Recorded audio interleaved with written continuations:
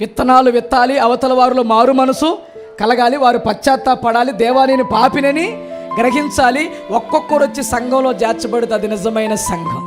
ఈరోజు డైరెక్టర్గా సంఘాలు ఎలా ఉన్నాయంటే, ఒక హాల్ తీసుకుంటున్నారు, ఒక కళ్యాణ మండపం తీసుకుంటున్నారు, ఇక్కడ మేము ఆరాధనలు ప్రారంభిస్తున్నామంటున్నారు.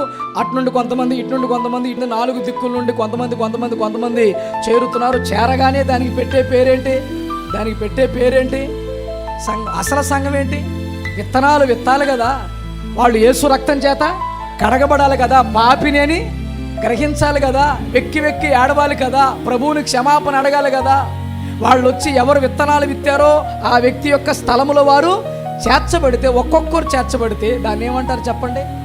ఇప్పుడు ఇంతమంది ప్రజల్ని ప్రభు ఇచ్చాడు, ఇంతమంది ఆత్మల్ని ప్రభు ఇచ్చాడు. ఇది 30 సంవత్సరాల పరిచర్య ఫలితముగా ఒక్కొక్కరిని దేవుడు సంఘంలో చేర్చాడు. చప్పట్లు కొట్టి అందుకంటాడు, నా స్వరక్తం ఇచ్చి సంపాదించిన నా సంఘం. అందుకే నేను అంటాను, మనం ఏ సంఘములోనికి వెళుతున్నామో ఆ సంఘములో మనం ఎలా ఉన్నామో ఆలోచించి ఆ సంఘంలో మనం బ్రతికితే అది నిజమైన సంఘం అనిపిస్తుంది. చప్పట్లు కొట్టి ప్రభువుని మైపర్చాలి. చాలామంది వెళుతున్నారు కానీ పొరపాట్లు విడిచిపెట్టట్లా, మళ్ళీ అదే పాపములు చేస్తున్నారు, సంఘానికి వెళుతున్నారు. ఇలాంటి సంఘాలు ఎన్నో ఉన్నాయి. అవన్నీ ఏ సంఘాలు అంటే నామకార్థమైన, దేవునికి కావాల్సింది నామకార్థమైన సంఘములు కాదు, నిజమైన సంఘం దేవునికి కావాలి.